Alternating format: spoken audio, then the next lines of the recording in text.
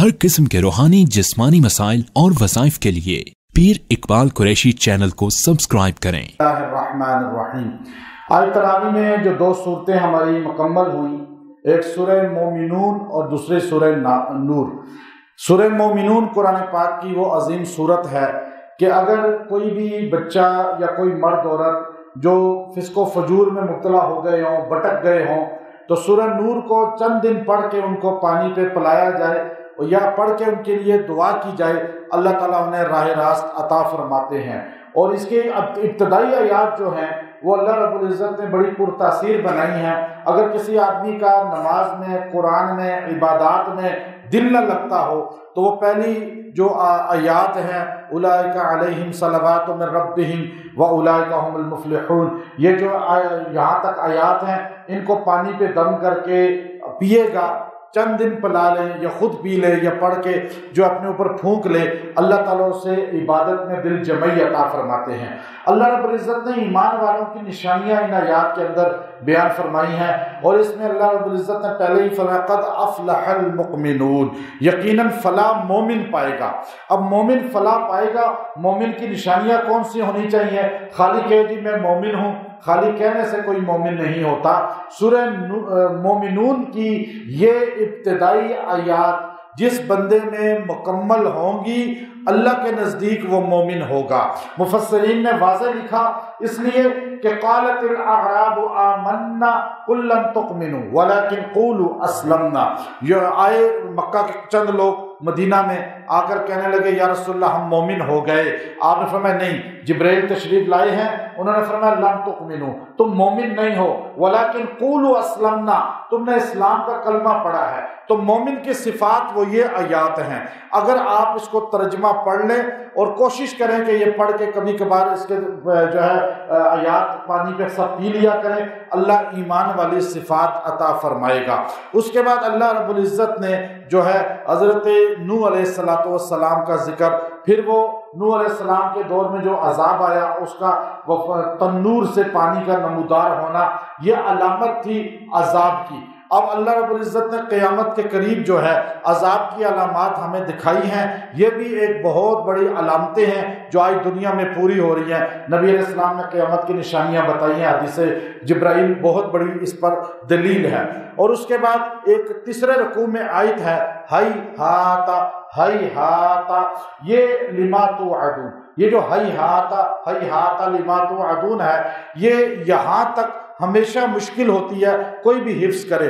जब ये आयत पढ़ के निकल जाता है तो अल्लाह सहल फरमा देते हैं कुरान पाक की हिफ्स को। जिसको हिफ्स करने में मुश्किल आती हो या कोई सबक याद करने में मुश्किल आती हो, कोई चीज़ समझ ना आती हो, तो ये आयत करीमा तीसरा रकू सूरह मोमिनून हई हाता लिमा तुअदून, इसको 11 बार पढ़ के पानी पे पी ले, दुआ कर ले, अल्लाह ताला उस चीज़ को वाज़े कर देंगे, हाफ़ज़ा कवी कर देंगे और चीज़ समझ आ जाएगी, यादाश्त मजबूत हो जाएगी। ये इसके लिए बहुत ही मुजर्रब है। अल्लाह ने चौथे रकू में नबियों को खिताब किया, या अय्युहर रुसुल कुलू मिनत तय्यबात व अमलू सालिहा, ऐ मेरे रसूलो, नबी भी नहीं रसूलो, रसूल जो जिन पर शरीयत किताब नाजिल होती है। हर नबी रसूल नहीं होता लेकिन हर रसूल नबी होता है। नबी 1.25 लाख है लेकिन रसूल 313 हैं। और रसूल वो ख़ास लोग होते हैं जिनको अल्लाह ताला अपनी ज़ात की तरफ से किताब शरीयत नहीं अता फरमाते हैं। तो अल्लाह रसूलों को खिताब कर रहा है, नबियों में से भी छांटे हुए लोगों को। या अय्युहर रसूल कुलू मिनत तय्यबात, पाक माल खाओ, हलाल माल खाओ, पाकीज़ा माल खाओ, इसलिए कि पाकीज़ा माल जो है आमाल की तरफ इंसान को लाता है। जितना माल में खाने में जो है वो मशकूक चीज़ें आएंगी उतना ही आपको इबादत में दिल जमई कम हो जाएगी। यहाँ तक कि हालत ये होगी कि नमाज जब मशकूक, हराम, रिश्वत, सूद, धोखा, फ्रॉड, غبن کر کے، لوگوں کا مال لوٹ کر، لوگوں کی زمینیں ہتھیا کر، لوگوں کا پیسہ ناجائز طریقے سے ہتھیا کر جب انسان خود یا بچے کھاتے ہیں، پھر نہ اس کو مسجد میں جانے کو دل کرتا ہے، مسجد میں جا کے تڑپتا ہے کہ کیسے باہر نکلوں، اور نہ نیک لوگوں کے پاس بیٹھنے کو دل کرتا ہے، نہ عبادت کرنے کو دل کرتا ہے، چونکہ دل کالا ہو جاتا ہے۔ تو اس لیے جو لوگ اچھی صحبت میں بیٹھتے ہیں، حلال مال کھاتے ہیں، اللہ والوں کے مال کو کھاتے ہیں، اچھے چیز کو، تو اللہ تعالیٰ ان کے دل کی رونق کو بحال کر دیتے ہیں۔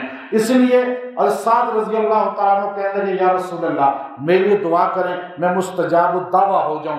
تو آپ نے فرمایا اے سعد میرے ماموں ہو آپ، لیکن آپ حلال چیز کھاؤ، مشکوک چھوڑ دو۔ تو اس لیے دع ما یریبک الی ما لا یریبک، وہ ہے کہ انسان کو جو شک میں ڈالے اس کو بھی چھوڑ دیں۔ تو یہ حلال مال خود کھانا، اولاد کو کھلانا، یہ اصل میں اعمال پہ لاتا ہے، اور اللہ تعالیٰ نے حلال مال کے ساتھ عمل صالح کا ذکر کیا ہے نبیوں کو، رسولوں کو۔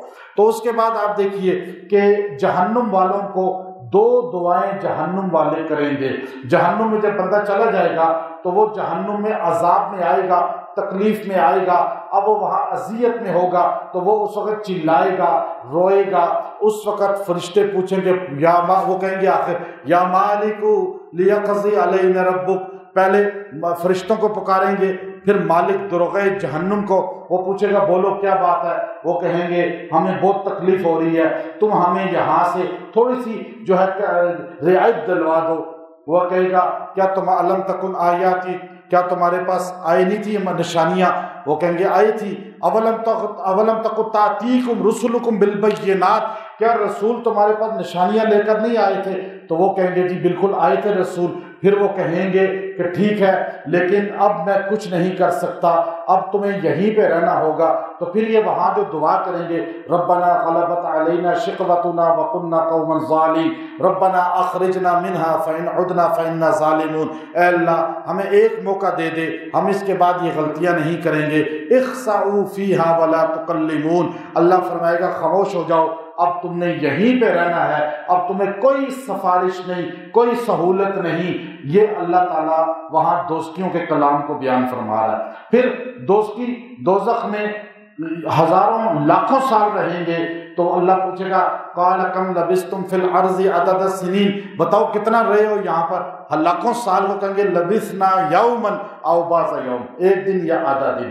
سورہ مومنون کا آخری جو آیت ہے افحسبتم انما خلقناکم عبثا، یہ آخری جو یہاں سے اینڈ تک پوری آیات ہے جس پہ حد درجے جن کا اثر ہو، جادو کا ہو، آپ اس کے ماتھے پہ جن والے کے ہاتھ رکھ کے یہ پڑھیں ایک بار پوری آیات مکمل، تو اللہ تعالیٰ اس کے اثر کو زائل فرما دیتے ہیں، پانی پہ دم کر کے اس کو پلائیں۔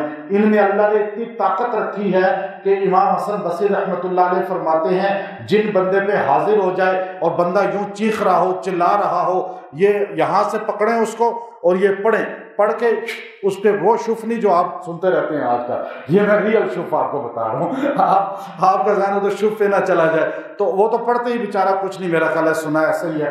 اب یہ آپ نے یہ پڑھنا ہے افحسبتم انما خلقناکم عبثا، اس کے بعد پڑھنے کے بعد آپ ایسے نہ کریں، خالی تھوک نہ ماریں۔ میں نے کیا بتایا تھا کہ اس میں شفا نہیں ہے جب تک آپ کے تھوک کے ذرات بیچ میں نہ جائیں، لعاب کے، وہ پڑھائی کا اثر معمولی سے، بالکل ہی نہیں تھوک دینا کہ اگلا کہ یہ کیا کر رہا ہے مجھ پہ، معمولی سا تو ایسے ہوتا ہے جو آپ دیکھیں گے اس پہ جن ایک دم جاتا شروع ہو جائے گا۔ سر پہ ہاتھ رکھیں ماتھے پہ اور یہ ایک بار پڑھیں، بس آپ آزما کر دیکھیں، آپ کو اجازت ہے، انشاءاللہ آپ خود سارے عامل بن گئے اور جن نکالیں آپ سارے، ٹھیک، اور پھر بھاگتے ہوئے آئیں انشاءاللہ۔ کل یہ نہ ہو ایک بھی تراویح میں نظر نہ آئے، ساروں کے جن اپنے نکل گئے، ہاں شف شفی ہو جائے گا۔ سورہ نور یہ اتنی خاص صورت ہے کہ یہ گھر میں نور لے آتی ہے۔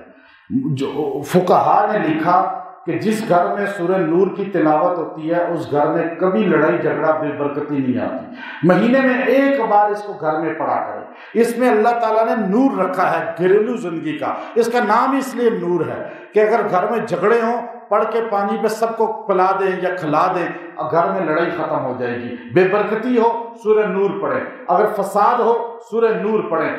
اللہ نے اس کو نور بنایا، یہ نور نام ہی اس لیے ہے کہ یہ گھریلو زندگی کے نور کے ماحول کو بتاتی ہے کہ گھر کیسے نورانی ہوتا ہے۔ اب آپ خالی نور اس سورہ کا نام تو سن لیتے ہیں، لیکن پتہ ہی نہیں مسلمانوں کو کہ صحابہ اپنے بچوں کو، عورتوں کو سورہ نور یاد کراتے تھے۔